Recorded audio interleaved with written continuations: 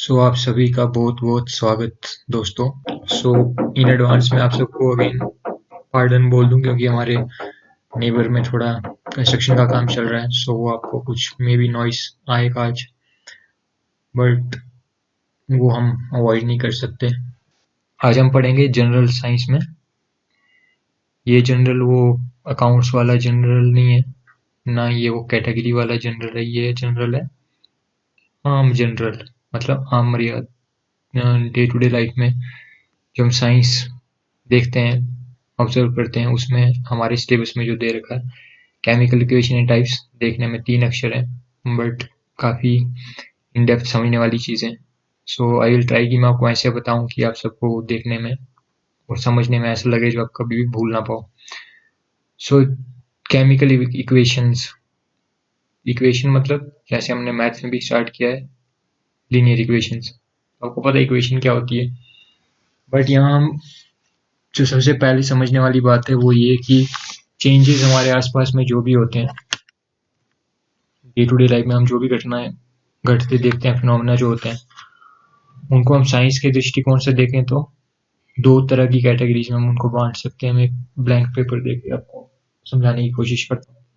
एक एग्जांपल लेके समझिए, जैसे सपोज करो हमने पानी लिया, टैप वाटर से वाटर लिया, और हमने क्या नोटिस किया कि जैसे हमने उसको फ्रीज किया, ओके, वाटर की स्टेट में था liquid, L stands for liquid.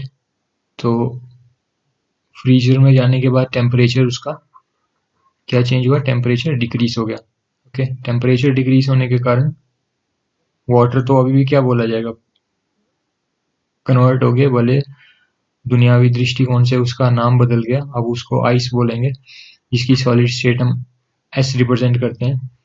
But क्या उस आइस में हम ये बोल सकते हैं कुछ नई चीज ऐड हो गई जो पहले नहीं थी? नहीं, वही मॉलिक्यूल थे, वही कण थे जो पानी में थे, और उन्हीं मॉलिक्यूल्स का पास पास आना, और पास आने के बाद जो स्टेट बनती है, जो फिजिकल स्टेट बनती है, जो अवस्था बनती है, उसको हम बोलते हैं सॉलिड स्टेट। समझे? तो टेक्निकली साइंस के हिसाब से केमिकली केमिकली मतलब सपोज करो वाटर है तो हम बोलते हैं वाटर ना H2O। ओके, तो एक ऑक्सीजन का एटम और ये हाइड्रोजन हाइड्रोजन ऐसे जुड़े हैं। ठीक है, ये पूरी तामझाम को मिला दिया अगर हमने, तो ये जो एक बला बनी है H2, इसको पूरे को क्या बोलेंगे, मॉलिक्यूल।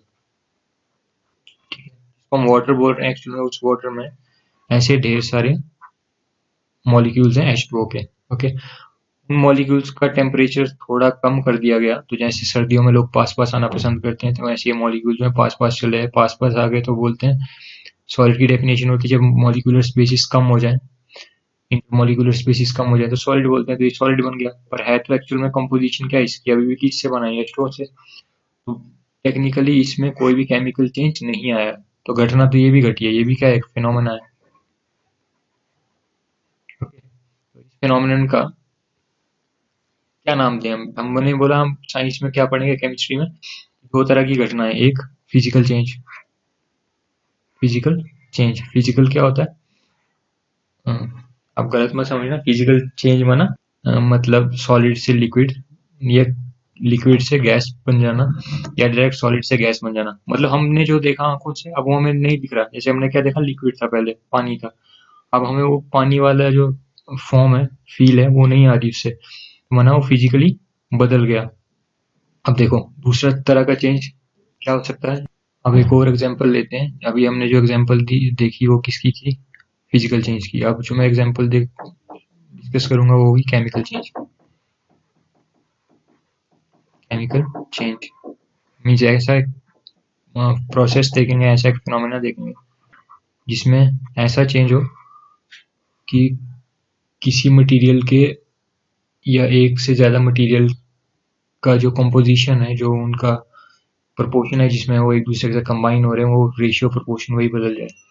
जैसे सपोज करो हम कहते हैं प्लांट के लीव्स में फोटोसिंथेसिस होती है, तो क्या क्या चीज इन्वॉल्व होती है, प्लांट ने CO2 ली एटमॉस्फेयर से, plus water H2O via roots. Okay, और कुछ होता है नहीं, और कुछ नहीं, CO2 H2O और सनलाइट। सनलाइट, धूप सेकते सेकते उस प्लांट ने क्या कर लिया, ये जो CO2 गई थी, ये जो H2O उसके पास था, इस दोनों चीज़ों को मिला करके बना दिया ग्लूकोज C6H12O6 और साथ में क्या रिलीज कर दी, ऑक्सीजन गैस। ओके, तो ये बनाया ग्लूकोज, ये कर दी रिलीज, ये मैं एरो बना रहा हूँ ताकि ये एयर में चली गई, ये गैस है।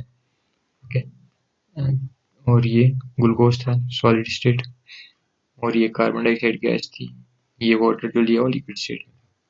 हम ये इस तरह से एक प्रोसेस को रिप्रेजेंट कर रहे हैं जिसमें हम क्या शो कर रहे हैं कि CO2 कार्बन डाइऑक्साइड वाटर के साथ कंबाइन होकर के ग्लूकोज बनाती है और साथ में ऑक्सीजन बनता है। ठीक है, अब ये रिएक्शन जो इसको बैलेंस करने के लिए मैं यहाँ लगाता हूँ। ये बैलेंसिंग क्या होती है इस चीज़ को मैं डिस्कस करूंगा इन डिटेल। अभी आप बस ये समझ लो कि कुछ घटना घटी, आपको एक पेड़ को विजुलाइज करना है। एक पेड़ था, धूप सेक रहा था, उसने हवा सांस ली, पेड़ ने सांस ली। अब पेड़ की नाक कहाँ है आप ढूंढते रहो, पर जहाँ पे भी नाक है उसकी, उस नाक से उसने CO2 इनहेल किया, जड़ों से उसने पानी लिया और बदल दिया उसको किसमें, ग्लूकोज में। ओके, तो यहाँ पे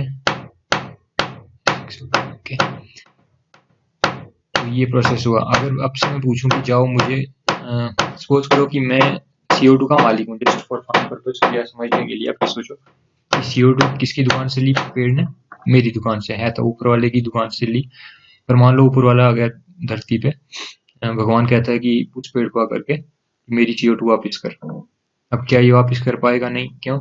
क्योंकि जो अब जिस रूप में वो बदली गई है वो क्या है, ग्लूकोज, और कुछ पार्ट उसने बदल दिया CO2 और H2। ना तो अब इस CO2 और H2 को आप वहां से निकाल पाओगे, उस बने हुए ग्लूकोज में से अलग कर पाओगे, मीन्स खींच के आप ढूंढना चाहो कि मैं ऐसे अलग अलग कर दूं इसको, वो पॉसिबल नहीं है। क्यों? क्योंकि ये जो मॉलिक्यूल पहले CO2 के अलग थे, H2 के मॉलिक्यूल अलग थे, अब ये मिल करके कुछ नया ही चीज बना बैठे, मीन्स केमिकल जो फॉर्मूला है उनका वही बदली हो गया। तो ऐसी कोई घटना, ऐसा कोई प्रोसेस, ऐसा कोई फिनोमेना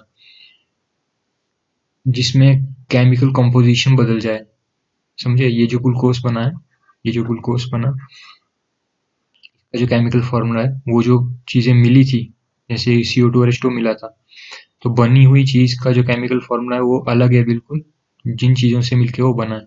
समझे? ऐसे हमने पढ़ा था अभी थोड़ी देर पहले, क्या वाटर फॉर्मूला क्या था, H2O, क्या बना टेम्परेचर डाउन होने पे, आइस, फॉर्मूला उसका भी क्या होगा, H2O।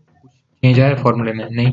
तो जिस प्रोसेस में, जिस फिनोमेना में, जिस घटना में केमिकल फॉर्मूले में चेंज नहीं आता, वहां सिर्फ क्या चेंज हुई है, उसकी फिजिकल स्टेट। फिजिकल स्टेट्स कौन कौन सी होती हैं, सॉलिड, लिक्विड, गैस, और भी होती हैं, बट अपने को बस फिलहाल यही समझना है केमिकल रिएक्शन में सॉलिड, लिक्विड, गैस, 3 स्टेट्स हैं। सॉलिड से लिक्विड हुआ पर केमिकल फॉर्मूला वही रहा, तो ये चेंज हुआ, हमने क्या बोला, ये फिजिकल चेंज है, केवल फिजिकल स्टेट में चेंज आया। पर यहाँ पे किस में चेंज आ गया, केमिकल फॉर्मूला में ही चेंज आ गया, तो इसको कौन सा चेंज बोलेंगे, केमिकल चेंज। आपको केमिकल चेंज और फिजिकल चेंज जो है वो क्लियरली समझ आ गया होगा। अभी मैं आपको कुछ एग्जांपल देता हूँ, थोड़ा वार्म अप हो जाएगा दिमाग का, कि आपको फिजिकल चेंज या केमिकल चेंज जो है वो आइसोलेट करने आते हैं, उनको रेक्टिफाई करना आता है, आप पहचान सकते हो। सो मैंने आपके लिए कुछ एग्जांपल्स शो करी हैं, ये कुछ डेफिनेशन किताबी बुकिश लैंग्वेज की। केमिकल चेंज क्या होता है, whenever a chemical change occurs we can say that chemical reaction has taken place। जैसे मैंने अभी ये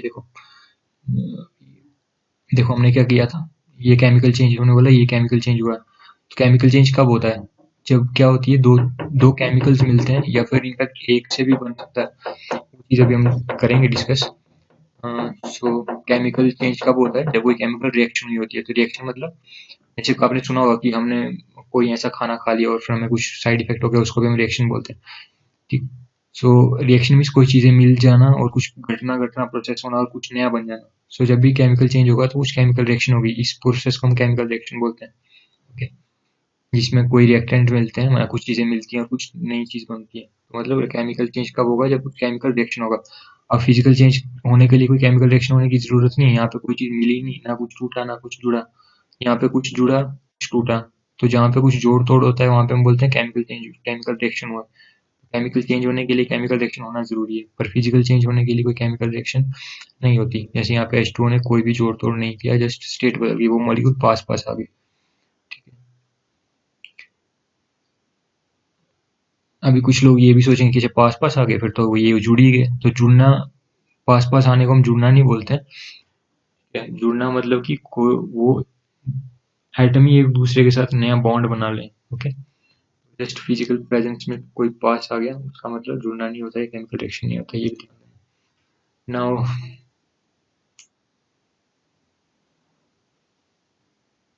मैं आपको पहले एग्जांपल डिस्कस करता हूँ। ये देखो कुछ एग्जांपल है, आपको इसमें बताना है कि कौन सी फिजिकल चेंज है और कौन सा केमिकल चेंज है। तो पहली एग्जांपल है left milk is left at room temperature during summers.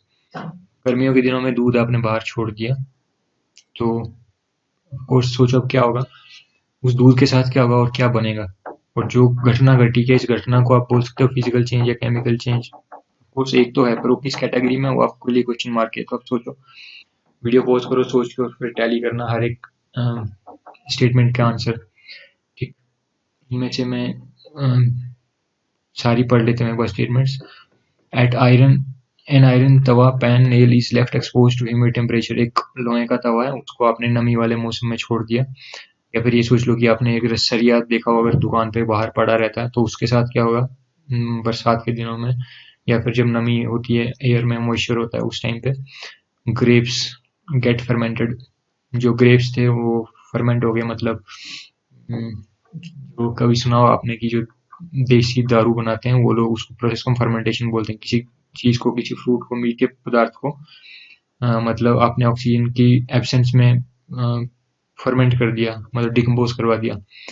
या एक एग्जांपल है, खाना बनता है, फूड की कुकिंग होती है, food gets digested in our body और वी रेस्पायर, हम सांस लेते हैं, उसको रेस्पायर नहीं बोलते हैं, रेस्पायरेशन और सांस लेना अलग अलग चीजें हैं। हमारे सांस लेने को हम ब्रीथिंग बोलते हैं, रेस्पिरेशन का मतलब होता है जो हमने खाना खाया उसकी रिएक्शन हुई ऑक्सीजन के साथ और एनर्जी बनी और CO2 बना, उस प्रोसेस को रेस्पिरेशन बोलते हैं। तो ऑफ कोर्स अगर हमने खाना खाया, मतलब सपोज करो ग्लूकोज है, खाना मीन्स सपोज ग्लूकोज, ठीक है। रेस्पिरेशन बताया मैंने आपको क्या होता है, खाने का टूटना, और क्या बना, एनर्जी और CO2, ठीक है। तो देखो ग्लूकोज था मतलब मानो खाना, और मैं जस्ट लेमैन बंदे की लैंग्वेज लिखता हूँ, ब्रेक डाउन हुआ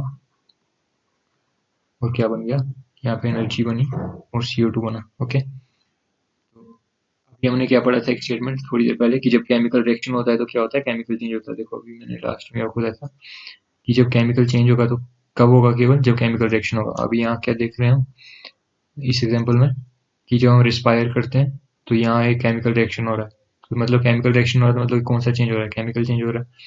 या फिर आप ऐसे भी सोच सकते हैं, ग्लूकोज जो था, जो खाना था, अब उसका जो कॉम्पोजिशन है, फॉर्मूला है, वही बदल गया।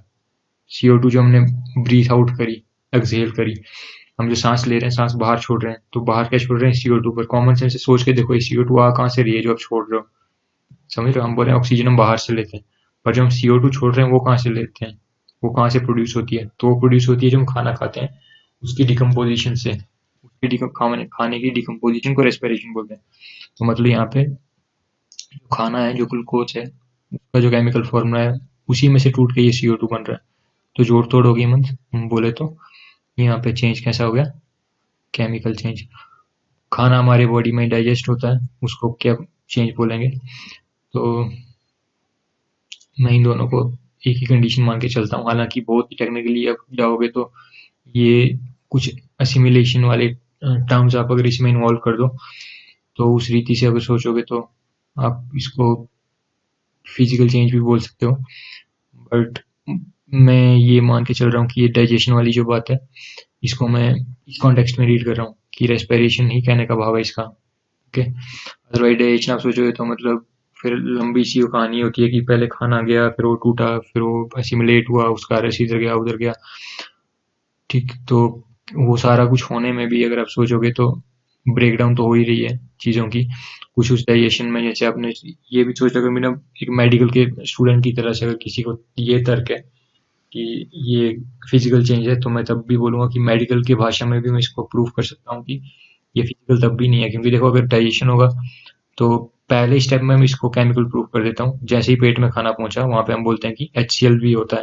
ओके, HCl का एसिड है, तो एक एसिड जो है इससे रिएक्ट करेगा, इसका नेचर चेंज कर देगा, इसको बेसिक बना देगा, फिर बाइल जूस आता है, ढेर सारा तामझाम होता है। मतलब एक ही बात सफिशिएंट है अपने सोचने के लिए कि HCl जो था वो खाने के साथ मिल गया और अब उसका जो pH लेवल है या जो उसका नेचर है वो बदल गया, अब खाना भी एसिडिक हो गया। तो कैसा चेंज हो गया, ये भी केमिकल चेंज हो गया। मैं फिर बता दूं, कुछ लोग इसको फिजिकल बोलेंगे, बट अपने को लॉजिक या तर्कों के हिसाब से कंक्लूजन पे पहुंचना है, तो ये मेरा तर्क जो है उसके अकॉर्डिंग मैंने इसको जस्टिफाई कर दिया जाए केमिकल चेंज। खाना बन रहा है, फूड इज गेटिंग कुक्ड, तो ये एक्चुअल में खाना बनना, मैं इसमें से कुछ छोड़ देता हूँ आपके लिए जो इजी इजी चीजें, मैं एक दो और करता हूँ और बाकी आपके लिए होमवर्क। जैसे ये ग्रेप्स वाला है जो आपको मैं डिस्कस करूंगा, और एक आयरन तवा, ये भी आपके लिए होमवर्क रहेगा। चलो इनमें रिएक्शन जिनमें इन्वॉल्व है वो मैं आपको बता देता हूँ, ये मैं करवा देता हूँ, और ये दो आपके लिए होमवर्क है। ये होमवर्क आप कमेंट में बताना ये कौन सी चेंजेस है, और ये खाना बनना, इसी से दो आपके लिए होमवर्क हो गया। तो ग्रेप्स गेट फर्मेंटेड। फर्मेंटेशन अभी क्या बताया, किसी मीठे पदार्थ का, फ्रूट्स का मोस्टली एक्चुअली, अगर हम डिकम्पोजिशन करवा, मतलब ये टर्म्स भी छोड़ता गया। अब ये सोचो कि आपने ना ऑक्सीजन बंद कर दी किसी चीज़ की और उसको गला चढ़ा दिया, ठीक है। अब सोचो आप ग्रेप्स थे, तो भाई बहनें सभी खाते हैं ग्रेप्स, पर इसी ग्रेप से बनी हुई जो वाइन होती है या जो बियर होती है, क्या वही उस बियर को, मान लो मैंने इससे बियर बना ली, ओके, या इससे हमने वाइन बना ली, ठीक। सो एक बच्चा ए है और एक बच्चा बी है, एक ने ग्रेप्स खाए और एक ने वाइन पी, ओके। अब बोलने में तो ये आएगा ना, बनी किससे, ग्रेप से ही, तो जो असर बी पे होगा क्या वही असर ए पे भी होगा? नहीं। ये थोड़ा हो सकता है डांस करना शुरू कर दे, या फिर पता है क्या क्या कर सकते हैं ये लोग, तो ये भी जो इसका बिहेवियर होगा वो कुछ और होगा, और जो ग्रेप्स खा के बंदा बैठा होगा वो सूफी सा रहेगा, ठीक रहेगा, होश में रहेगा। तो ऐसा क्या हो गया कि एक तो कुछ अलग सा बिहेव कर रहा है और एक अलग सा बिहेव कर रहा है, और ये भी बोलने में आएगा कि हाँ बी को रिएक्शन हो गया इस चीज का जो इसने लिए, रिएक्शन बोलते हैं ना मैं, कि मतलब इसको चढ़ गई है, तो वो रिएक्शन ही हो गया, तो मतलब रिएक्शन हो गया, तो यहाँ पे केमिकल रिएक्शन ही इन्वॉल्व है।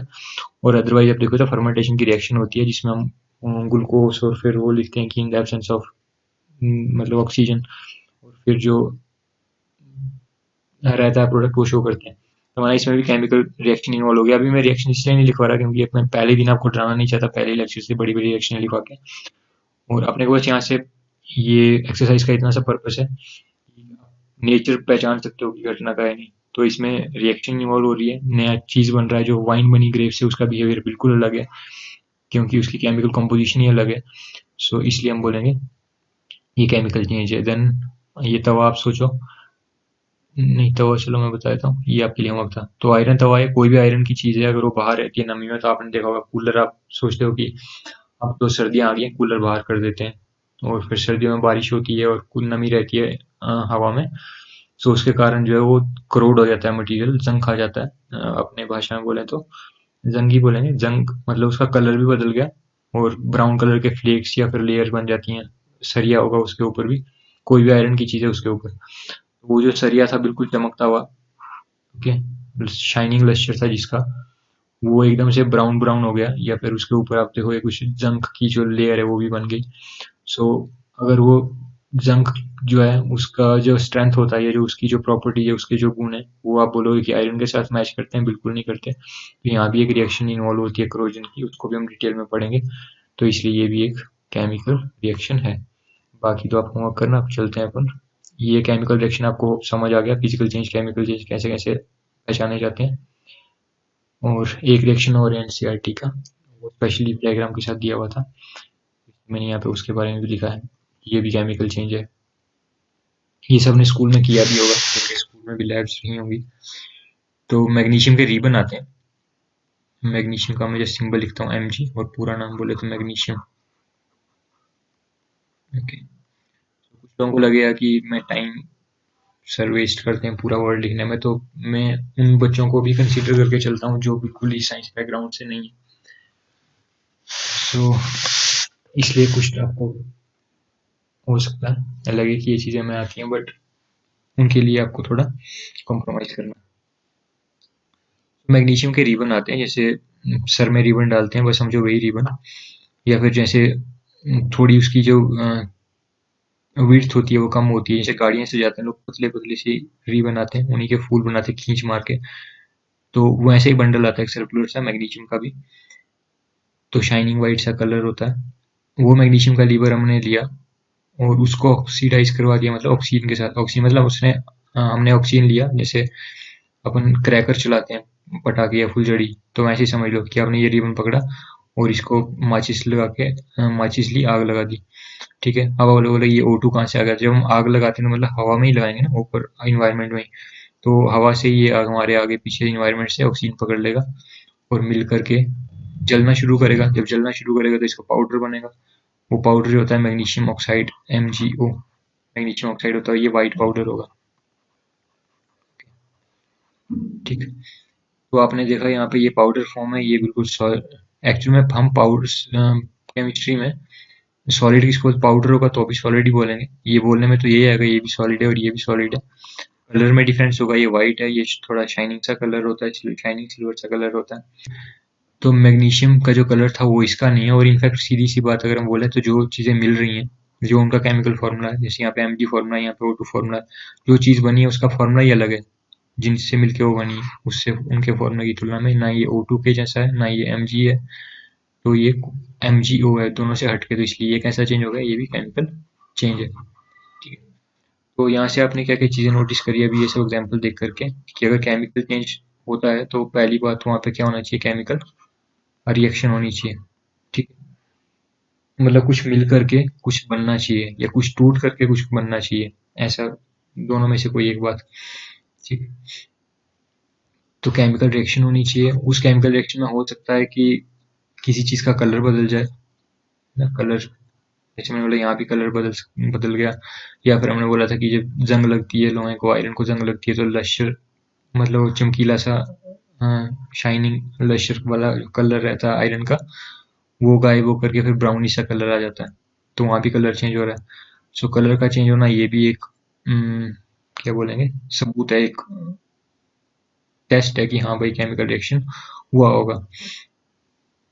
फिर और क्या क्या हो सकता है, यहाँ पे मैंने लिस्ट बना रखी है पूरी। गैस इवॉल्व हो सकती है। गैस इवॉल्व होने का मतलब ऐसे मान लो एक मेटल लेता हूँ, मेटल मान लो मैंने ले लिया, मान लेते हैं मैग्नीशियम ही ले लेते हैं, कैल्शियम ले लेते हैं, कैल्शियम लिया, मैग्नीशियम लेते हैं। ठीक है,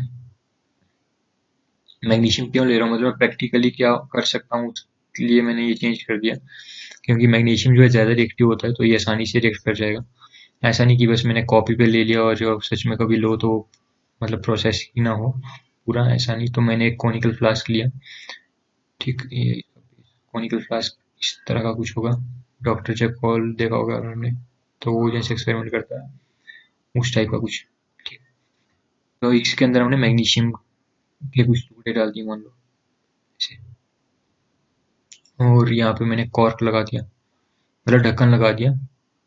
ठीक है, जैसे वो पी मार्का की बोतल आती है उसको प्लास्टिक का सा ढक्कन लग रहा होता है अंदर, एक तो बाहर का कैप होता है, या फिर जो दवाइयों की बोतल होती है उसको भी एक प्लास्टिक का सा कैप लग रहा होता है, मतलब कैप के अंदर कैप जो होती है एयर टाइट करने के लिए इसको, ताकि हवा भी अंदर ना जा पाए, तो उस तरह का कैप मान लो। और ये बिल्कुल सॉलिड बना हुआ है, सॉलिड मतलब ये ठोस, मतलब रबड़ मटेरियल का बनाया हुआ है। और इसमें हमने एक थोड़ा सा सुराख रखा है जिसमें से केवल एक पाइप जा पाए, और इसमें से हम कुछ डालेंगे इसके अंदर, क्या चीज़, एसिड डालेंगे। मान लो मैं HCl एसिड डालता हूँ, कोई भी आप एसिड डाल सकते हो, इसलिए कोई भी, मैंने सिंपल सा एसिड है HCl, फॉर्मूले के हिसाब से सिंपल है, इसलिए मैंने HCl डाल दिया। तो जब भी कोई एसिड और मेटल रिएक्ट करेगा, जैसे HCl है और मैग्नीशियम रिएक्ट करेगा, हम अभी क्या देख रहे हैं, केमिकल रिएक्शन होने पे, केमिकल चेंज होने पे गैस भी इवॉल्व हो सकती है। जैसे मैग्नीशियम और ये एसिड है, मिलेगा, एसिड कैसा था, लिक्विड स्टेट में, मैंने इसको मान लो डाइल्यूट कर रखा है। डाइल्यूट करने का मतलब है कि ये इसमें कुछ पानी भी मिला हुआ है, ओके, या फिर टेक्निकली बिल्कुल एग्जैक्ट बोलना हो तो पानी में एसिड मिला रखा है, बिल्कुल प्योर नहीं है ये। ठीक है, जैसे एक हो गया दूध, कोई बेच रहा है बिल्कुल प्योर, और एक है पानी में दूध मिला के या फिर दूध में पानी मिला के, मुझे ऐसा उसका दीन ईमान है उसके हिसाब से, तो वैसे हमने क्या करा हुआ, इस एसिड को पानी में मिला के दे रहे हैं। ठीक है, तो इसको बोलेंगे डेल्यूट एसिड, तो ये लिक्विड फॉर्म में होगा, और मैग्नीशियम जो था सॉलिड फॉर्म में था। अब जो इन दोनों को मिलने के बाद जैसे ये एक एसिड इसके ऊपर पड़ेगा, मैग्नीशियम रिबन के जो टुकड़े डाले होंगे हमने इसमें, या रिबन जो पीस डाला होगा, तो ये मिलके क्या बनाएगा, मैग्नीशियम क्लोराइड MgCl2, और साथ में गैस बनेगी हाइड्रोजन गैस, ये गैस। ठीक है, तो ये गैस आपको फिर बाहर आती दिखेगी यहाँ से, वो धुआं सा गैस का, जैसे आप वेपर देखोगे वो। तो इसलिए इसने बोला कि जब रिएक्शन होती है तो वहाँ पे गैस भी इवॉल्व हो सकती है। हर बार रिएक्शन होगी तो गैस इवॉल्व होगी ऐसा नहीं बोला, मतलब क्या क्या घटनाएं घट सकती हैं, क्या क्या आप ऑब्जर्व कर सकते हैं आंखों से, क्या क्या देखने में आ सकता है। हर बार हर रिएक्शन में ऐसा आएगा जरूरी नहीं, पर अगर रिएक्शन हो रही है तो ये भी देखने में आ सकता है। जैसे हमने अभी बोला कि जंग लगती है तो आपको कोई गैस निकलती नहीं दिखती है वहां पे, वहाँ कलर चेंज होता है। तो मतलब इन चीजों में से, इन बातों में से कुछ ना कुछ आपको देखने को मिलेगा। हो सकता है सबको सारी सारी बातें देखने को मिल जाए, हो सकता है कुछ दो बातें देखने को मिल जाए, हो सकता है तीन बातें देखने को मिल जाए। मतलब जहाँ रिएक्शन होगी वहाँ इनमें से कुछ ना कुछ होगा जरूर। ठीक है, तो कलर चेंज हो सकता है, स्टेट भी चेंज हो सकती है। स्टेट मतलब कोई फिजिकल, जैसे मान लो ये लिक्विड था तो यहाँ गैस बन गई, ठीक है। या हो सकता है कि दो लिक्विड के रिएक्टेंट है मिलकर के एक सॉलिड बना दें, तो ये ऐसा भी हो सकता है, स्टेट चेंज हो है। या फिर टेम्परेचर भी चेंज हो सकता है, टेम्परेचर भी चेंज हो सकता है। इसका क्या कहने का मतलब है कि जैसे आप सोचो, हमने मान लेते हैं,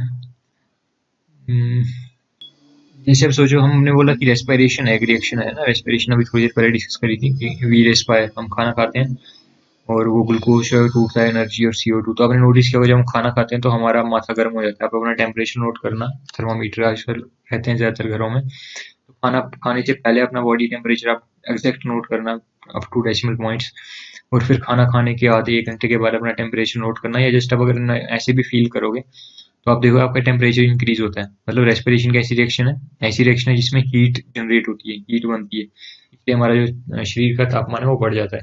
इसलिए डॉक्टर लोग कई बार बोलते हैं, वैद्य जो पुराने टाइप के होते हैं वो बोलते थे अगर आपको बुखार है तो आप खाना मत खाओ जब तक आपका बुखार कम ना हो जाए। वो क्यों बोलते थे, क्योंकि अगर हम खाना खाएंगे तो हमारा टेम्परेचर और बढ़ेगा, समझ रहे हैं। ऊपर से हम दवाइयाँ खा रहे हैं कि टेम्परेचर डाउन हो बॉडी का, ऊपर से ठूसे जा रहे हैं डबल डोज कि चलो वैसे ऑफिस जाते थे, अब घर में बैठे हुए हैं बीमार हैं, क्या करें, खाना ही डालते रहे अंदर, तो उसे टेम्परेचर बढ़ता रहेगा।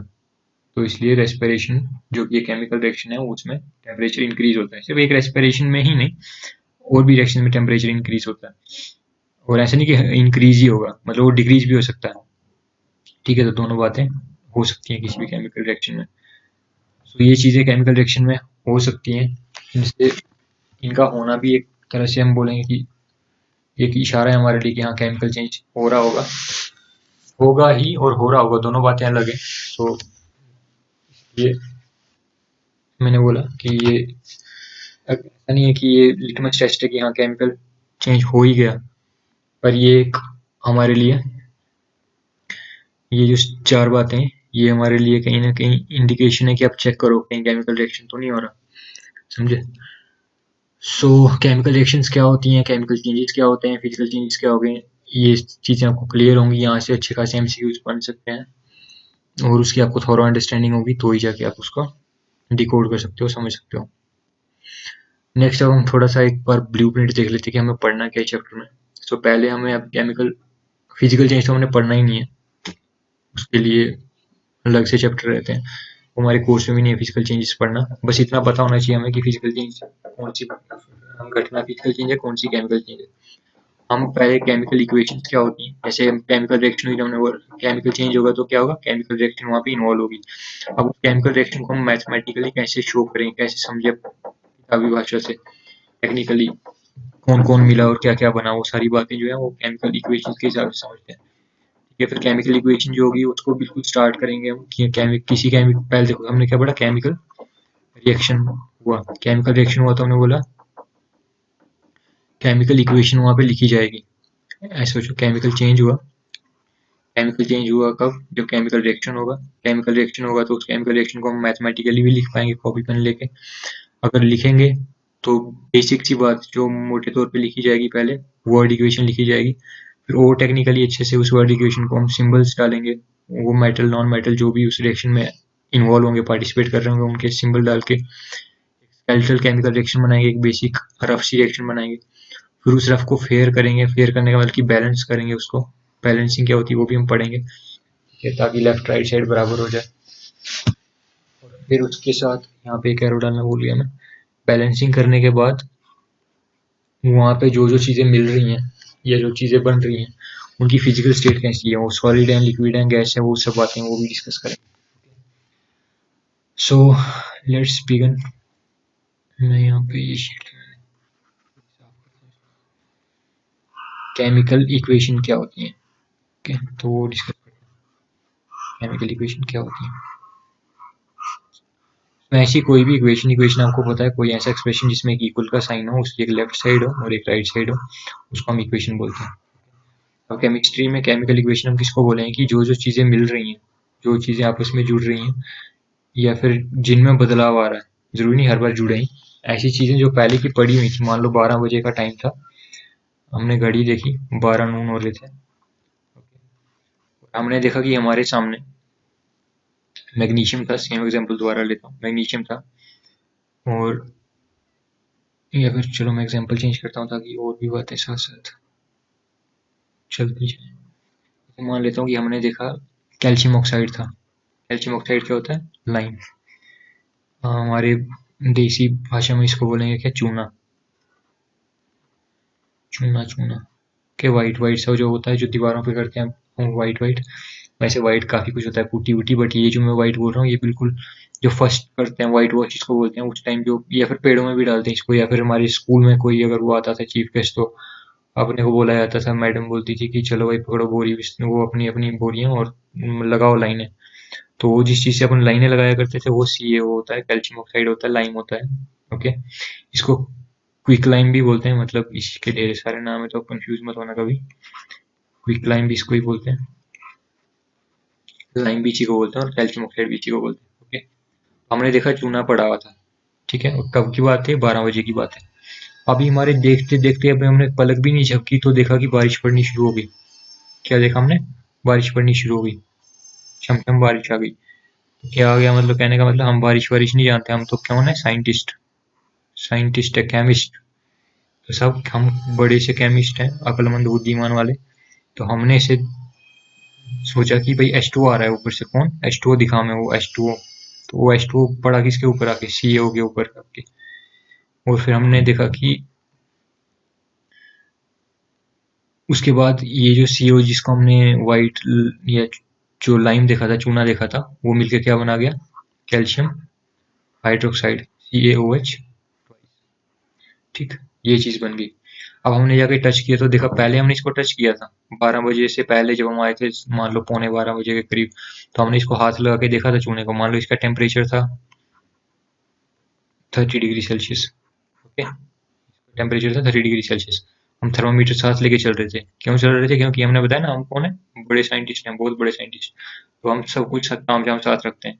तो अब हमने बारिश पड़ने के बाद क्या देखा? इसका टेम्परेचर जाके देखा, ये जो कैल्शियम हाइड्रोक्साइड बना इसका टेम्परेचर। तो हमने क्या देखा कि इसका टेम्परेचर हो गया 34 डिग्री सेल्सियस। मान लेते हैं, ये ज्यादा ही बढ़ा दिया मैंने, पर चलो मतलब बढ़ गया, ये टेम्परेचर बढ़ेगा। ठीक है, अभी आप बोलोगे यार सर आपको कैसे पता चल गया टेम्परेचर बढ़ेगा? सो ये चीजें मतलब इसलिए तो बोलते हैं पढ़ाई पढ़ रहे हैं, इसलिए तो हम पढ़ रहे हैं ना कि हमें एडवांस में पता चले। अब वो तो रिएक्शन जिसने करके देखी उसको पता चला, हमने भी करके देखी तो हमें भी पता चलेगा। ओके, बट अदरवाइज एग्जाम के टाइम तो अपने को ये अपने ज्ञान में, तर्कश में, बुद्धि रूपी तर्कशील में रहनी चाहिए ये बातें कि ऐसा होता है। तो कैल्शियम हाइड्रोक्साइड जो है उसका टेम्परेचर बढ़ गया। ओके, अब जैसे इसका नाम था क्विक लाइन लाइन, तो वैसे हमारे संसार में इसको लोग बोलते हैं स्लेक्ड लाइन। जो अंग्रेजी के ज्यादा ज्ञाता है तो उनको पता होगा, स्लेक्ड का मतलब होता है ड्रेंच्ड, भीगा हुआ। ठीक, भीगा हुआ, इसको बोलते हैं स्लेक्ड लाइन। या फिर इवन कोई जिसको अंग्रेजी कम आती है वो इसको लाइम वाटर भी बोल सकता है। लाइम वाटर, वो नींबू पानी वाला लाइम वाटर नहीं, ये लाइम, लाइम वाटर। ओके, तो ये लाइम वाटर है, इसी को स्लेक्ड लाइम भी बोलते हैं। और ये किसके मिलने के बाद बना है? ये दो चीजें आपस में मिली तो ऐसा हो गया। तो मतलब जो हमने घटना घटते देखी 12 बजे, जो ये एक पल में ही सब कुछ हो गया, तो ये कैसी रिएक्शन है, ये कैसा इवेंट है? ये केमिकल चेंज हुआ है। ठीक है, क्योंकि ये केमिकल चेंज जो एक साधारण इंसान ने नहीं देखा, ये हमने देख लिया। ठीक है, और हम है कौन? साइंटिस्ट। तो साइंटिस्ट लोग हर चीज को इतने सरल तरीके से नहीं देखते। हमने तो इसके अंदर झांक के देख लिया कि ये क्या हो रहा है, एक रिएक्शन हो रही है, ये चीज क्या रिएक्ट कर रही है, मतलब मिल रही है, और इनका रूपांतरण होकर ये बन रहा है। ओके, हमारे पास एक आता है मैथमेटिशियन सपोज, वो भी हमारा जैसा ही अक्लमंद इंसान। तो वो कहता है साहब डेल्टन एक कानून बना के गया और उसकी आत्मा भी मेरे पास आई थी और उसने मुझे बोला कि तू चेक करके आ, जो तेरे केमिस्ट दोस्त ने एक्सपेरिमेंट करा है, कहीं उसने मेरा कोई नियम कानून तो नहीं तोड़ दिया। ओके, तो क्या कानून है? कानून साहब ये है कि law of conservation of mass, आपने सुना होगा, law of conservation of mass. तो जनाब डेल्टन क्या बोल के चला गया कि आप कुछ भी करते रहो मेरे जाने के बाद, पर गलती से भी इक्वेशन की लेफ्ट और राइट साइड जो है डिसबैलेंस मत करना। और ये तो मैथ वाले जो हमारे मैथमेटिशियन लोग हैं, ये शाप तो वो भी हमें दे के चले गए हैं कि आप कभी भी जो है इक्वेशन को डिसबैलेंस नहीं कर सकते। जैसे अगर सपोज करो हम दुकानदार ही हैं और हम किसी को सब्जी बेचते हैं, मान लो उसके ड्यूल साइड होंगे ना, ये मान लो मैं एक वो बनाता हूँ कन्वेंशनल बैलेंस सिस्टम, ऐसा एक तकड़ी जिसको हम बोलते हैं बैलेंस। अब तो डिजिटल सिस्टम चल गया, पर मान लो हमने ये वाली पुरानी वाली जो तकड़ी सिस्टम था वो ले लिया। अब अपने पास कोई सोना लेने आता है, वो बोलता है अपने को 50 ग्राम सोना चाहिए, तो अपने इस साइड डाल दिया 50 ग्राम, फाइन। ये सारा जो सिस्टम है ये कांच के गिलास में बंद रहता है ताकि हवा भी ना एंटर कर पाए इसमें, क्योंकि हम कोई गाजर मूली तो खरीद नहीं रहे सोने जैसी बात है। तो इस तरफ अब हमने आभूषण डालने शुरू करे, गोल्ड के जो कॉइन्स थे वो डालने शुरू करे। देखो सपोज करो ये बैलेंस जो है ना वो थोड़ा हवा में ऊपर है, मतलब इसकी हाइट जो है, मतलब एक तरफ जो है ये 50 ग्राम जो है वो डाउन हो और एक तरफ जो है अप हो। और आपको कोई बोले दुकानदार की अब चाह भाई हो गया आधे पैसे, तो दोगे आप नहीं? आप क्या बोलोगे? बिल्कुल बैलेंस करो, बैलेंस सामने आमने सामने होना चाहिए तब। तो ये जो बात है ना कि बैलेंस होना चाहिए, यही बात जो है केमिस्ट्री में भी सही रहती है कि कभी भी कोई घटना घटेगी तो वो कुछ भी बनाए घटने के बाद, पर जो भी चेंज होगा वो ऐसे होगा कि कोई भी एटम की संख्या जो है कम ज्यादा नहीं होती। अगर यहाँ पे कैल्शियम एक है तो यहाँ भी एक ही होना चाहिए, यहाँ हाइड्रोजन दो है तो यहाँ भी तो होने ही चाहिए। ठीक है, मतलब इस साइड का जो टोटल वजन है, मास है, वो इस साइड के बराबर होना चाहिए। हम मैथ में अपन इक्वल टू लगा देते हैं, बस फर्क इतना सा है, यहाँ पे केमिस्ट्री में हम एरो लगाते हैं। एरो इसलिए लगाते हैं ताकि आपको ये पता चले कि भाई कौन कितना बदल रहा है। तो जिसकी तरफ तीर होगा वो चीज बन रही है, और जिसकी तरफ ये टेल होगी, पूंछ होगी, वो मतलब वो चीज बदल रही है और इसमें कन्वर्ट हो रही है, समझे? तो अब इस जो मैंने ये मैथमेटिकली ये जो लिखी है स्टेटमेंट, ये जो स्टेटमेंट लिखी गई है इसको बोलते हैं क्या? Chemical equation. और केमिकल इक्वेशन में जो चीजें लेफ्ट साइड में होती हैं, ठीक है, जो मतलब बदली जा रही हैं, जिनके साथ कुछ घटना घट रही है और वो घटना घटने के बाद किसी और चीज में बदल रही है, तो वो जो लेफ्ट साइड की जितनी भी चीजें होंगी, जैसे यहाँ पे कैल्शियम ऑक्साइड है, वाटर है, तो इन दोनों को अपन क्या बोलेंगे? ये कौन है? रिएक्टेंट्स। रिएक्टेंट्स, क्योंकि ये रिएक्ट कर रहे हैं आपस में, ये आपस में रिएक्शन कर रहे हैं, रिएक्ट कर रहे हैं, इसलिए इनको बोलते हैं रिएक्टेंट्स। तो यहाँ पे दो रिएक्टेंट है, ठीक। और ये जो जिस चीज में ये लास्ट में कन्वर्ट हो रहे हैं, जैसे राइट साइड में अगर यहाँ एक चीज है तो एक, अगर दो तीन जितनी भी होती है उन सबको क्या बोलेंगे? प्रोडक्ट्स। ठीक है, प्रोडक्ट क्या बना रिएक्शन होने के बाद? ये, ठीक। तो ये पूरे इतने से स्टेटमेंट को क्या बोलेंगे? Chemical equation. Chemical equation, hope आपको बात समझ आई होगी केमिकल इक्वेशन क्या है। केमिकल इक्वेशन एक ऐसा स्टेटमेंट है जो ये रिप्रेजेंट करता है कि कौन कौन रिएक्टेंट रिएक्ट कर रहे हैं और वो क्या बना रहे हैं, ठीक है। और जैसे हमने बताया कि ये रिएक्शन है वो बैलेंस्ड होनी चाहिए, मतलब mass of reactant should always be equal to mass of product. जितना भी मास रिएक्टेंट सारे मिलाकर जितना उनका मास होगा उतना मास जो प्रोडक्ट का होना चाहिए। Of conservation of mass. तो केमिकल इक्वेशन क्या होती है? जैसे हमने वाला केमिकल इक्वेशन पढ़ेंगे, केमिकल इक्वेशन क्या होती है आपको पता चल गया। अब केमिकल इक्वेशन ये तो हमने बोला कि इस तरह से केमिकल इक्वेशन होती है, पर दुनिया में जब ये पढ़ाई करनी स्टार्ट करी होगी किसी ने, तो उस टाइम तो साइंटिस्ट रेडीमेड भगवान ने ऊपर से भेजे नहीं होंगे। तो इंसान ने स्टार्टिंग के टाइम पे क्या सोचा होगा? जैसे सपोज करो यही बात की कैल्शियम ऑक्साइड वाली जो मैंने अभी लिखी, ये चूना पड़ा था और पानी था, तो ये तो हम बुद्धिमान थे, जब सारे हमारे से बुद्धिमान थोड़ा ना कि सब बोल दें भाई देखो कैल्शियम ऑक्साइड और वाटर मिलकर कैल्शियम हाइड्रोक्साइड बन गया, है ना। कुछ मेरे जैसे भी होंगे उसमें जिनको नहीं ये समझ आता कैल्शियम हाइड्रोक्साइड, तो वो क्या बोलेंगे? वो बोलेंगे साहब चूना। क्या देखा उन्होंने? एक ही बात देखी, एक आपने देखी ये वाली, आपने बोला साहब calcium oxide reacted with water H2O to form slaked lime calcium hydroxide, ठीक है। एक मेरे जैसा भी बैठा था वहां पे, उसने भी इसी खबर की रिपोर्टिंग करी कि उसने भी कुछ होते हुए देखा। पर अब मैं क्या बोलूँगा, मैंने क्या देखा? अगर मान लो ज़्यादा से ज़्यादा मैंने अंग्रेजी सीख ली, तो मैं हिंदी में चूना ना बोल के ये बोल दूंगा कि लाइम देखा मैंने।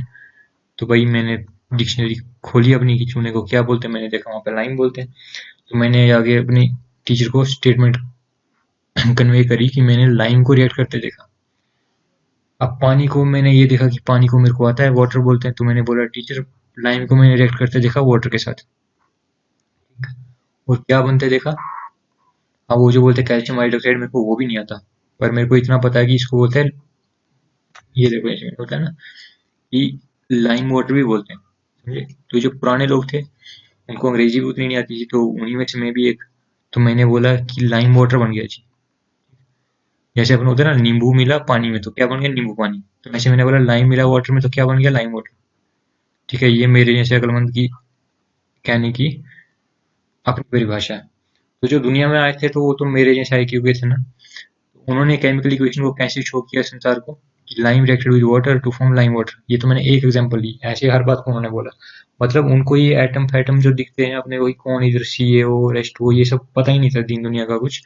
तो उन्होंने ये भाषा स्टार्टिंग में शुरू करी बोलनी कि lime reacted with water to form lime water. Okay, फिर कुछ आपके जैसे अकलमंद लोग आए संसार में धीरे धीरे, तो उन्होंने बोला अरे बुद्धू इंसान, क्या लाइम लाइम लगा रखा है, देख मैं इसके अंदर भी देख सकता हूँ, इसके अंदर क्या है, ये लाइम को लाइम मत समझ तू। तो ये थे कि एक कैल्शियम हाइड्रोक्साइड कैल्शियम ऑक्साइड है, एक कैल्शियम और एक ऑक्सीजन मिलकर लाइम बनता है। तो जो वैसे लोग थे ना, उन्होंने जब ये बोलना शुरू करा, जो जिसको मैं नाम से पुकारा करता था, उन्होंने इसकी केमिकल कंपोजिशन बोल करके इसका केमिकल फॉर्मूला देना शुरू कर दिया। और यही बात बस केमिकल फॉर्मूले के साथ लिख दी। जैसे यहाँ पे वाटर को उन्होंने H2O लिख दिया, लाइम वाटर को उन्होंने कैल्शियम हाइड्रोक्साइड लिख दिया।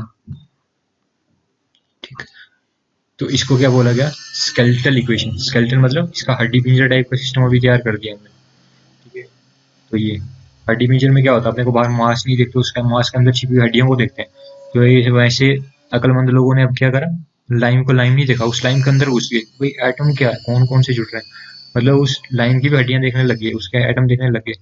तो ये उन लोगों ने उसके स्केलेटन को देख के जो रिएक्शन लिखी उसको बोलते हैं स्केलेटल केमिकल रिएक्शन। ठीक है, इसको चाहे वर्ड रिएक्शन लिखो चाहे वर्ड इक्वेशन लिखो, इक्वेशन रिएक्शन यहाँ पे एक दूसरे के आप इंटरचेंजेबली यूज कर सकते हो। फाइन। एक और इंसान था जो हमने बोला ना, हमारा एक मैथ वाला दोस्त था, तो उसके पास एक आत्मा चली आई डेल्टन की, यार तेरा दोस्त क्या कर रहा है देख, कहीं वो मेरा लॉ तो ब्रेक नहीं कर रहा। तो वो जो आत्मा आई डेल्टन के ऊपर से, उसने जो हमें धमकी दी कि मेरा लॉ ब्रेक नहीं होना चाहिए। ठीक, तो फिर ये जो अपने आप को बड़ा अक्लमंद समझ रहे थे कि हम तो देखो अंदर भी झांक के देखते हैं, तो उनका भी दिमाग सा ठंडक गया। अरे ऐसा तो नहीं कि हमने बैलेंस ही ना करो, बैलेंस मतलब ऐसा तो नहीं कि इसका जो वेट है, सॉरी वेट बोल रहा हूँ, मास है, तो इसका मास रिएक्टेंट का मास जो है वो प्रोडक्ट के मास के बराबर होना चाहिए। ठीक है, जिस इक्वेशन में ऐसा होता है उसको बोलते हैं बैलेंस्ड केमिकल इक्वेशन या फिर बैलेंस्ड केमिकल रिएक्शन। समझ आई बात? ऐसी रिएक्शन जिसमें रिएक्टेंट्स का मास और प्रोडक्ट्स का मास बराबर होता है उसको बोलते हैं बैलेंस्ड केमिकल रिएक्शन। जैसे यहाँ पे कैसे पता चलेगा मास बराबर है, मतलब जितने एटम अगर यहाँ पे हैं हर एक एलिमेंट के, जैसे यहाँ पे कैल्शियम एक एलिमेंट है, कितने एटम है उसके? एक। एक ही जगह है ना, इन दोनों में से देखो सी एक ही जगह पे है, कैल्शियम यहाँ पे भी एक ही है, एक ऑक्सीजन एक एलिमेंट है। ठीक, कितने ऑक्सीजन है लेफ्ट साइड में? एक और दो, एक CO के साथ और एक H2O में, दो हो गए। यहाँ कितने देखो OH और बार 2 लग रहा है, मतलब कितने एटम है यहाँ ऑक्सीजन के? दो। यहाँ हाइड्रोजन कितने हैं? दो। यहाँ पे कितने हाइड्रोजन? दो। ठीक है, OH और बार 2 लग रहा है, मतलब हाइड्रोजन भी यहाँ पे दो है। तो ये बैलेंस्ड है, लेफ्ट साइड का मास इक्वल्स टू राइट साइड का मास। तो मतलब ये रिएक्शन खुद ही स्केलेटल भी है और खुद ही बैलेंस्ड भी है। अब बैलेंस हो गया, फिर एक और आ गया, वो बोलता अच्छा आपने सब कुछ तो कर लिया पर एक चीज भूल गए, क्या? आप ये भी शो करो मेरे को कि लिक्विड कौन है, सॉलिड कौन है, गैस कौन है, मतलब इनकी अवस्था क्या है, इनकी स्टेट क्या है, फिजिकल स्टेट क्या है। हमने बोला साहब देखो अब तुम बड़े होशियार हो गए हैं, कैल्शियम ऑक्साइड हमें पता है, जब हमने देखा तो पाउडर था, पाउडर को अपन बोलेंगे सॉलिड। ठीक, वाटर जो था लिक्विड, और यहाँ पे जो कैल्शियम हाइड्रोक्साइड बना है वो कैसा है? अब पानी पड़ा है तो ये मतलब ना तो प्योर लिक्विड है, लिक्विड और सॉलिड मिक्स हो गए, इसलिए इसको बोलेंगे मान लो एक्वस। लिक्विड और एक्वस में लोगों को बड़ा कंफ्यूजन रहता है, मैं आपको क्लियर कर दूं। लिक्विड का मतलब होता है कि एक जैसा होमोजीनियस लिक्विड होना चाहिए, होमोजीनियस केमिकल होना चाहिए, उसको सॉलिड लिक्विड बोलोगे। अगर मिलावट होगी लिक्विड में किसी और चीज़ की तो उसमें प्योर नहीं रहा अगर वो, तो उसको बोलेंगे एक्वस। समझ आई बात? तो यहाँ पे ये जो पाउडर है वो लिक्विड में मिल गया तो अब ये एक्वस बन गया। जैसे मान लो आपने पानी में कैल्शियम सल्फेट या कोई सॉल्ट ले लिया, उसको मिला दिया, तो उस घोल को अब अपन लिक्विड नहीं बोलेंगे, उसको बोलेंगे एक्वस। सो ये आपको प्रोसेस समझ आएगा कि क्या होती है केमिकल इक्वेशन, क्या होती है वर्ड रिएक्शन या वर्ड इक्वेशन। ये जो पहले हमने लिखी थी वर्ड्स में, ठीक है, बिना उसका फॉर्मूला दिया, उसको बोलते हैं वर्ड इक्वेशन। ये फिर अपने को ये समझ आएगा कि क्या होती है स्केलेटल इक्वेशन। ये बैलेंस क्यों, इसका मास अगर बराबर हो गया तो इसी को बैलेंस बोल देंगे, अगर नहीं है तो बैलेंस करेंगे और फिर मास बराबर करने के बाद बोलेंगे बैलेंस्ड होगी। बैलेंसिंग में अपन सीखेंगे और फिर लिखेंगे कि फिजिकल स्टेट्स क्या क्या है सॉलिड लिक्विड गैस, अगर वो आपको पता चलता है तो वो भी आपको शो करनी है, मेकअप कर देना है पूरा रिएक्शन का, मतलब इसको देखिए आपको मैक्सिमम जानकारी मिल जाए। और इसके साथ अगर आप करना चाहो तो ये भी कर सकते हो कि सपोज करो अगर आपने यहाँ तो कुछ हमने टेम्परेचर दिया नहीं, अगर आपने मान लो ये दोनों को किसी एक बर्तन में लिया और गर्म कर दिया तो आप इस एरो के ऊपर लिखोगे आपने और क्या क्या कंडीशन अप्लाई करी है, क्या क्या कंडीशन दी है। यहाँ पे कोई टेम्परेचर दिया है, अगर आपने कितना टेम्परेचर दिया वो लिखो, कोई दबाव डाला इसके ऊपर प्रेशर लिखा है तो प्रेशर लिखो, कितना बार कितना एटमॉस्फेयर प्रेशर डाला है, कोई और चीज एक्स्ट्रा यूज करिए इसके अंदर, कैटलिस्ट कोई, तो उसको लिखो यहाँ पे। तो आपको इतना सब बात समझ आ गई होगी। अब अपन बैलेंसिंग का जो टॉपिक है, जैसे हमने एक यहाँ पे बात पढ़ी कि इक्वेशन को बैलेंस होना चाहिए, तो ये जो बैलेंसिंग वाला टॉपिक है ना, ये काफी वास्ट भी है और मैं आपको इसमें से कितने क्वेश्चन आएंगे बैलेंसिंग के वो भी पता नहीं एग्जैक्टली। तो ये बैलेंसिंग वाला टॉपिक जो मैं आपको लास्ट में कराऊंगा, पहले अपन इसका जो मेन ओवरव्यू है चैप्टर का वो कर लेंगे। तो अपने को केमिकल इक्वेशन समझ आ गई। अब ये कि इक्वेशन, केमिकल इक्वेशन कितनी टाइप की हो सकती हैं। तो यहाँ पे देखो केमिकल इक्वेशन या केमिकल रिएक्शन एक ही बात है। पहली पढ़ेंगे कॉम्बिनेशन रिएक्शन, फिर पढ़ेंगे डिकम्पोजिशन, फिर पढ़ेंगे डिस्प्लेसमेंट, फिर डबल डिस्प्लेसमेंट, फिर रिडॉक्स रिएक्शन। ओके, पहले हम शुरू करते हैं combination reaction. So combination reaction definition पे बाद में आता हूँ, पहले इसको मैं आपको समझाता हूँ बिल्कुल सीधी सरल शब्दों में। तो कॉम्बिनेशन रिएक्शन क्या होती है, जैसे अभी हमने एक रिएक्शन पढ़ी थी, इसको दोबारा लिखने से अच्छा मैं दोबारा बता दूँ आपको। ये देखो ये रिएक्शन जो पढ़ी, कैल्शियम ऑक्साइड और पानी मिला और कैल्शियम हाइड्रोक्साइड बन गया, तो इस रिएक्शन को एक्चुअल में कॉम्बिनेशन बोलेंगे। क्यों? कोई भी ऐसी रिएक्शन जिसमें दो या दो से ज्यादा चीजें मिले, ऐसी कोई भी रिएक्शन जिसमें दो या दो से ज्यादा रिएक्टेंट, रिएक्टेंट मतलब लेफ्ट साइड में दो या दो से ज्यादा चीजें हों, वो मिल करके सिंगल प्रोडक्ट बनाए। बात समझ आई? टू और ग्रेटर देन टू क्या होने चाहिए, रिएक्टेंट, और बनना क्या चाहिए मिलके, सिंगल प्रोडक्ट, सिंगल प्रोडक्ट बनना चाहिए। ऐसी रिएक्शन को बोलते हैं कॉम्बिनेशन। मतलब दो या दो से ज्यादा चीजें आपस में मिल गई और एक प्रोडक्ट बन गया, बोलेंगे कॉम्बिनेशन। वैसे भी अंग्रेजी में समझाना, कॉम्बिनेशन मतलब आपने जोड़ दिया और एक चीज बना दी, कॉम्बिनेशन कर दिया। तो ये रिएक्शन अगर पूछी है ये कौन सी रिएक्शन है तो क्या बोलेंगे, कॉम्बिनेशन रिएक्शन। अंग्रेजी में simple combination reactions are those reactions in which two or more than two reactants combine to form a single product is known as combination reaction. So hope आपको समझ आ गया भाई, combination reaction सीधी सी बात है, कोई बड़ी रॉकेट साइंस नहीं है इसमें। सो ये अंग्रेजी यहाँ पे लिखी हुई है, आप देख लो। अब ये एक एग्जांपल मैंने बता दिया वो कॉम्बिनेशन रिएक्शन की। आप अगर चाहते हो और एग्जांपल हम करें तो वो हम एमसीक्यूज में ज़्यादा प्रैक्टिस करेंगे। अभी मैंने अपने को कॉन्सेप्ट और लॉजिक समझने का, ऐसे तो ढेर सारी रिएक्शन है कॉम्बिनेशन रिएक्शन, तो जैसे जैसे रिएक्शन आती जाएंगी तो मैं आपको बताते जाऊंगा किस टाइप की है, वो आपको समझ आ गया होगा। अगर सपोज करो एग्जाम में आपको बोलते हैं कि x plus Y equals to Z, okay, so ये फॉर्मेट किस रिएक्शन का है, तो देखो दो चीजें मिल रही हैं और एक बन रही है तो क्या बोलेंगे, कॉम्बिनेशन रिएक्शन। अब सपोज करो यहाँ पे ऐसा कर दिया कि x plus y plus z equals to m। अब ये रिएक्शन कौन सी है, तो ये भी अभी भी कॉम्बिनेशन ही, क्यों, दो या दो से ज्यादा भी हो सकते हैं रिएक्टेंट, प्रोडक्ट एक होना चाहिए, ठीक है। अगर मान लिया यहाँ पे m प्लस n भी होता तो बोलेंगे क्या ये कॉम्बिनेशन है, अब नहीं है कॉम्बिनेशन। क्यों? क्योंकि शर्त ये भी है जनाब अली कि यहाँ पे एक प्रोडक्ट होना चाहिए, एक से ज्यादा नहीं होना चाहिए प्रोडक्ट। रिएक्टेंट भले कितने कर दो, दो से ज्यादा कितने भी कर दो, पर प्रोडक्ट एक ही रहना चाहिए, ठीक है। तो होप आपको बात समझ आई होगी कॉम्बिनेशन रिएक्शन की। ओके, तो एक्चुअल में एक जो मैंने अभी आपको लाइन वाली एग्जांपल बताई ना, उसमें एक बात अभी मेरे को क्लिक कर गई कई बार ये भी पूछते हैं एग्जाम में, तो मैं वो भी शेयर कर दूँ आपके साथ। ये जो चूना जिसको अपन बोल रहे थे लाइन, वो भी था, लाया मैंने, कहाँ गया ये वाला।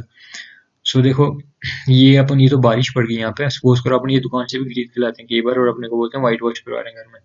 सो व्हाइट वॉश वाली कहानी में डिस्कस कर लेता हूँ। देखो हमने क्या बनाया, कैल्शियम ऑक्साइड दुकान से लाया, और ये सॉलिड स्टेट में मिला अपने को, पाउडर जैसा होता है बट सॉलिड बोला जाता है इसको। कई बार ये हार्ड मतलब ऐसे पत्थर जैसे होते हैं, इसको पीसना पड़ता है। फिर इसको मिलाया अपन ने किसके साथ, पानी के साथ। इसमें पानी डाला, बकेट ली, और फिर एक डंडा सा लेके घुमाया जाता है। आपने कोई देखा होगा अगर व्हाइट वॉश करने वाला बंदा तो ऐसा करते हैं। फिर आपने नोटिस करना कि वो जो बाल्टी है ना, उसमें ऐसे बुलबुले से बबल छलांगे मारते हैं, और वो बाल्टी गर्म हो जाती है एकदम। तो मतलब ये जो रिएक्शन हुई है, ये एक ऐसी रिएक्शन है, इस रिएक्शन में आपको हीट इंक्रीज होती दिख रही है। तो कोई ऐसी रिएक्शन जिसमें आपको हीट जो है वो इवॉल्व होती दिखे, मतलब रिलीज होती दिखे, या फिर बर्तन गर्म हो जाए, आम भाषा में ये समझो बर्तन गर्म हो जाए, है ना। और अंग्रेजी में बोलते हैं इसमें हीट इज रिलीज। रिलीज मतलब वो हीट छोड़ रही है, तपिश छोड़ रही है। तो ऐसी रिएक्शन को अपन एक वर्ड यूज करते हैं, ये तो एक्वस होगा। तो ऐसी रिएक्शन के लिए अपन एक वर्ड यूज करते हैं, एक्सो। एक्सो होता है अंग्रेजी में छोड़ना, मतलब बाहर करना है, बाहर छोड़ना किसी चीज को। तो इसको बोलते हैं एक्सोथर्मिक। थर्म मतलब हीट, ठीक है, एक्सोथर्मिक रिएक्शन। तो ये भी आपको याद रखना है कि ये रिएक्शन कैसी है, एक्सोथर्मिक रिएक्शन। ऐसी रिएक्शन जिसमें हीट इवॉल्व होती है, रिलीज होती है, उसको बोलते हैं एक्सोथर्मिक रिएक्शन। ये देखो, ये आपने क्या बनाया अभी तक, ये मटेरियल ऐसा बनाया जिसको अपन दीवार पे मारेंगे ब्रश के साथ। अब एक बार ब्रश मारोगे तो आपको ये लगेगा, एक बार मारोगे ब्रश आपको लगे पानी जैसा ही है, कोई कलर दीवार का खास चेंज, सीमेंट हुआ दीवार को। एक ऐसी मान लो दीवार है जिसमें जस्ट अभी प्लस्तर हुआ है, उस प्लस्तर वाली दीवार पे आपने ये लगा दिया, जिसको अपन बोलेंगे व्हाइट वॉश लगा दिया, स्लेट लाइम वाटर लगा दिया, ओके। अब उस टाइम पे आपको दीवार सफेद होती नहीं दिखेगी, आपको दिखेगी वो 2-3 दिन बाद। वो क्यों 2-3 दिन बाद होती है सफेद, तुरंत क्यों नहीं होती सफेद? आप उसको गालियां देते रहते हो पेंटर को कि तू ढंग से नहीं कर रहा, तेरे को करना नहीं आता, तेरे को सैलरी नहीं देंगे, ये नहीं करेंगे, वो नहीं करेंगे। बट वो बेचारा क्या करे, वो भी परेशान हो जाता है कि शायद मेरे को ही नहीं करना आ रहा। तो उनको एक्चुअल में पता नहीं होता, क्योंकि वो आपके जैसे जीनियस साइंटिस्ट नहीं होते। तो नेक्स्ट टाइम आपको कोई ऐसा बंदा मिले तो आप उसको परेशान नहीं करना, क्योंकि ये 2 दिन बाद ही अपनी चमक दिखाता है। रीजन उसका ये है कि 2-3 दिन के बाद जब ये एटमॉस्फेयर से CO2 के साथ रिएक्शन में आता है। अब ऐसे नहीं कि उस टाइम CO2 नहीं है जब इसको लगाया गया, पर रिएक्शन होने में समय लगता है।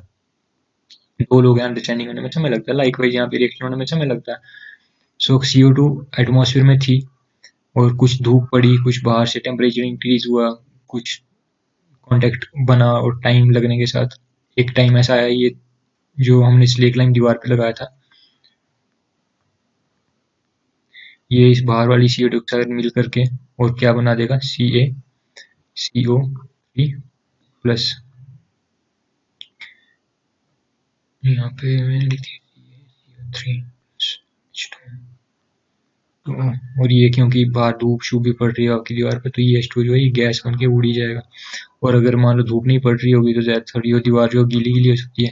दोनों बातें पॉसिबल हैं, या तो दीवार गीली होगी तो फिर ये लिक्विड सा दिखेगा आपको, तो थोड़ी वो दीवार नमी सी दिखेगी, और बाद में इवेपोरेट हो जाके ये गायब भी हो जाएगा, ठीक है। ये मैं इसलिए यहाँ पे स्लैश लगाता हूँ। और जी डिपेंड करता है मतलब आपका टेम्परेचर कितना इस दीवार पे आपने ये अप्लाई किया है। और बना के साथ में मतलब कहने का भाव है CaCO3 बना। ये जो CaCO3 है इसको बोलते हैं कैल्शियम कार्बोनेट, कैल्शियम कार्बोनेट।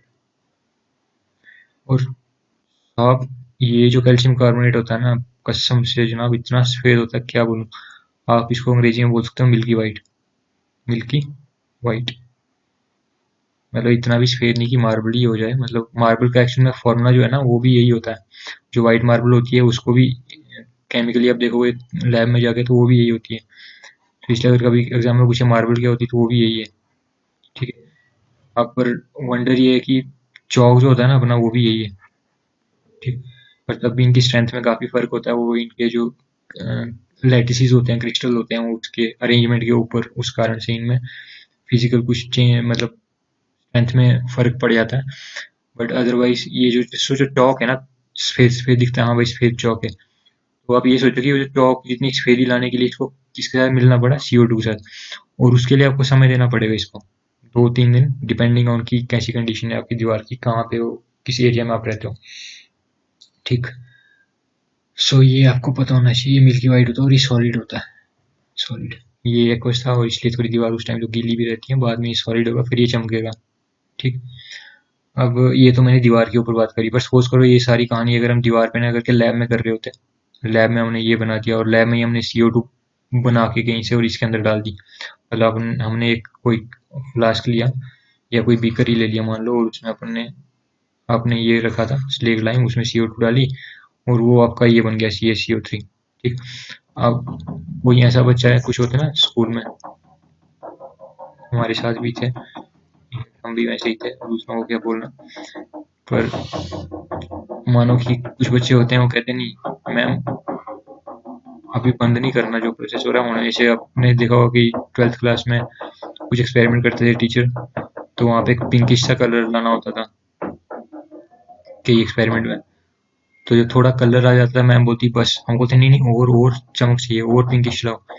ठीक है, और उस और के चक्कर में हमारे नंबर ही कटते थे, बाद में पता चलता था लाइट कलर ही रखना था। ठीक, तो सपोज करो हम वैसे कैटेगरी के छात्र हैं जो CaCO3 बनने के बाद भी ये CO3 ये बन चुका है हमारे बीकर में, प्लस यहाँ पे H2O भी है। और ये क्यों बन रहा था, क्योंकि पहले CaOH ट्वाइस था, मतलब ये कहानी जो थी ना ये पहले एक फ्लास्क में थी। ठीक, ये फ्लास्क थी और इस फ्लास्क में हमने बाहर से डाली थी, मतलब ये CO2 कहाँ से आई इसके अंदर, ये हम बाहर से डाल रहे थे। बाहर से कहीं सप्लाई कर रहे हैं, मान लो खरीद के ला दी कैन वैन से, कहीं से भी लाई, पर आपने मतलब इसके अंदर CO2 डाल दी, CaOH ट्वाइस। इसको बनाने के भी तरीके होते हैं, उसमें नहीं जा रहा अभी मैं, पर आपने CO2 डाली और ये बना। अब ये जो CaCO3 और प्लस H2O बना था, ये कहाँ पे था, ये भी बीकर के अंदर ही बना, बाहर तो कुछ नहीं गया। ठीक है, मैं बोल रहा हूँ कि मान लो लिक्विड फॉर्म में ही बना कर, क्योंकि अब अभी हम दीवार की बात नहीं कर रहे, अभी हम बात कर रहे हैं कि हमने ये जो रिएक्टेंट थे ये अब किस में बदल चुके हैं, ये बदल चुके हैं हम इस वाली चीज में। ठीक है, मतलब हमारी बीकर के अंदर अभी इस टाइम पे क्या है, ये पड़ा हुआ। ठीक है, अब वो जो पहले के रिएक्टेंट थे वो खत्म हो गए, वो किस में कन्वर्ट हो गए, CaCO3 प्लस H2O में। हम कैसे जिद पकड़े बैठे कि मैम नहीं नहीं अभी और CO2 डालो, और CO2 डालो, वंस मोर वंस मोर। वो वंस मोर करने के चक्कर में अब क्या हो जाएगा सोचो, अब देखो अब जादू होगा। वंस मोर के बाद CaCO3 प्लस H2O। ठीक, ये और बाहर से क्या आ रहा है, और CO2 आ रही है प्लस CO2। आपने और CO2 डाल दी ना, तो अब क्या होगा, ये बन जाएगा CaHCO3। यहाँ पे लग जाएगा मान लो 2, यहाँ भी लगा दूँ 2, यहाँ पे 2 नहीं आएगा, यहाँ पे CaHCO3 ट्वाइस। ओके, ये बन जाएगा। हमने क्या किया, वंस मोर करते गए, वंस मोर करते गए, अच्छा भला हमारा जो सोल्यूशन था वाइट वाइट बन गया था, दीवार हमारी सफेद हो चुकी थी अगर दीवार पे किया होता। और अदरवाइज अगर हम बीकर में कर रहे हैं तो बीकर में हमें सफेद दूध जैसा मिल गया था। तो हमने CO2 और डाल डाल के अब क्या बना दिया, ये सारा किस में कन्वर्ट करवा दिया, CaHCO3 ट्वाइस में। इसको बोलते हैं कैल्शियम बाइकार्बोनेट, बाइकार्बोनेट। और ये एक्वस फॉर्म में होगा ऑफ कोर्स, सॉल्यूशन है, घोल है किसी चीज का। तो ये अब होता है वाटर सोलुबल, वाटर सोलुबल मतलब ये घुल ही जाएगा इसके अंदर, जो भी ये लिक्विड होगा यहाँ पे इसके अंदर ये CaHCO3 घुल जाएगा, और वो सफेद वाला कलर होगा जो किसके कारण था, CaCO3 के कारण, वो गायब हो जाएगा। फिर ये पानी पानी ऐसा दिख जाएगा। ठीक है, कोई सोचेगा सर ये CaHCO3 ये था तो घुलेगा किसमें, पानी तो खत्म हो गया, पानी खत्म नहीं होगा, पानी अबंडेंट में है। हम यहाँ पे प्रोडक्ट दिखा रहे हैं, इसका मतलब ये नहीं कि सारा का सारा बदल के यही बन गया है, अभी भी पानी वहाँ पे है, CO2 हम बाहर से डाल रहे हैं वो भी है, पर अब जो CaCO3 था जिसके कारण ये सफेद था वो खत्म हो चुका है, वो सारा कन्वर्ट हो गया इसके अंदर। ठीक है, CaCO3 जो कि घुल सकता है पानी के अंदर, ये सब चीनी है, पानी के अंदर घुलती है तो कैसी बनेगी गोल्ड, कोई कलर थोड़ा ना होता है उसका। तो अच्छा ये भी बिना कलर के मतलब कलरलेस बन जाएगा। ओके, सो आज हमने क्या क्या देखा, हमने देखा केमिकल रिएक्शंस क्या होती हैं, केमिकल फिजिकल चेंज कैसे कैसे डिफरेंशिएट किए जाते हैं, कॉम्बिनेशन रिएक्शंस क्या होती हैं, ये जो मैंने रिएक्शन बताई आपको एक्सोथर्मिक क्या होती हैं, ये सारी बातें। अब मैंने वैसे सोचा था कि मैं एक लेक्चर में ही सारा खत्म कर दूंगा, बट मैं अब सोच रहा हूँ कि अगर मैंने एक लेक्चर में ही सारा खत्म कर दिया सो आपको बोरिंग भी लगेगा। सो इससे आगे हम नेक्स्ट क्लास में ही कंटिन्यू करेंगे, वो भी जल्दी अपलोड हो जाएगी। तब तक के लिए आज जो चीज़ें सीखी हैं उस पर आप अच्छे से कंसंट्रेट करो, उनको रिवाइज करो। Thank you, have a great day.